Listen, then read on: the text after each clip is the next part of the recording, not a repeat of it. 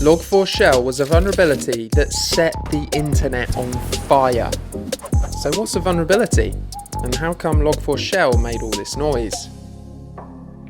A software vulnerability is a flaw that might result in a loss of security, compromising the integrity, confidentiality, or availability of your data. Flaws are inevitable. After all, no software is perfect. What does a vulnerability look like? Sometimes it's something trivial and small, like a duplicate line in the source code. In other cases, the weakness could be in a feature misused or not properly configured. So what happens when an attacker exploits a vulnerability? An attacker could use a vulnerability to gather information, either to prepare a bigger attack or leaking confidential data. A vulnerability can lead to service disruption or data corruption, and in the worst case, an attacker could gain complete access to your infrastructure, holding your systems hostage, completely halting your business, or using it for their own profit. Two things made Log4Shell one of the biggest vulnerabilities in computing history. It was easy to exploit, and the Log4j library was basically everywhere. Let's see how it all started. The weak code was introduced in 2013, yet the vulnerability wasn't disclosed until 8 years later. A vulnerability unknown to the public and the software maintainers is called a 0-day. 0 days are very valuable for attackers. They can allow an attack to go unnoticed until the vulnerability is revealed. Log4Shell was privately disclosed to the Log4j developers on November 24, 2021, and it was made public with a tweet on December 9th. After a vulnerability is published, there's a lot happening. Security researchers try to understand its impact and exploitability. Vendors try to find a fix or workaround. Malicious actors start massive scans to exploit systems as early as possible.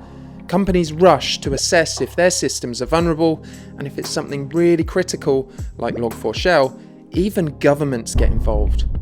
Security is a constant battle between cyber attackers and defenders. When a new vulnerability gets disclosed, attackers have a huge head start. They've got the knowledge, and there is no fix available yet. Once the vendors publish the patches or mitigation steps, the pressure shifts to the sysadmins to apply these fixes. But with thousands of potential vulnerabilities on their systems, how can sysadmins have eyes on everything? Fortunately enough, most of these issues are catalogued in detail on vulnerability databases. One of the most famous is MITRE's CVE, which assigns IDs to all known software vulnerabilities. Other databases, like the National Vulnerability Database, add more detail to help with identification, response, and remediation. Let's look at the NVD entry for the Log4Shell vulnerability. We can quickly see inside the description the versions that are vulnerable and the ones where the flaw is fixed. In the severity section, we see that it has a high severity score, 10 out of 10. Clicking on the score shows how it is calculated. But this vulnerability got the maximum score because it was very easy to exploit, it didn't require authentication, was remotely exploitable without any user interaction, and allowed attackers to execute arbitrary commands. That's really bad. And to make it worse, the Log4j library is used by the vast majority of Java applications. Adding a score to vulnerabilities helps in prioritizing the issues to fix, but the score isn't everything.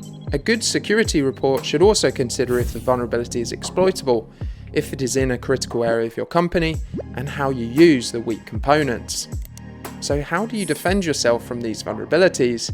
You need to act on every possible stage and as early as possible. Automating vulnerability scanning will simplify scanning in more places and more frequently, so you can address vulnerabilities sooner. For known vulnerabilities that have a fix, the best defense is to apply the security patches as soon as possible. That's why IT keeps bugging you to keep your software updated. If there is no fix available yet, there might be mitigations you could apply. For Log4Shell, the initial mitigation was advanced firewall rules, changing the default logging configuration, removing the vulnerable parts from the library. In any case, you should always have runtime security tools constantly monitoring your systems. These are able to detect abnormal behaviors that happen when a vulnerability is exploited, and even respond to stop the attacks. Vulnerabilities are treacherous beasts that sometimes hide in the most innocent looking software. Keeping up with the security advisories and updates takes effort, but it is necessary to defend against the most common attacks.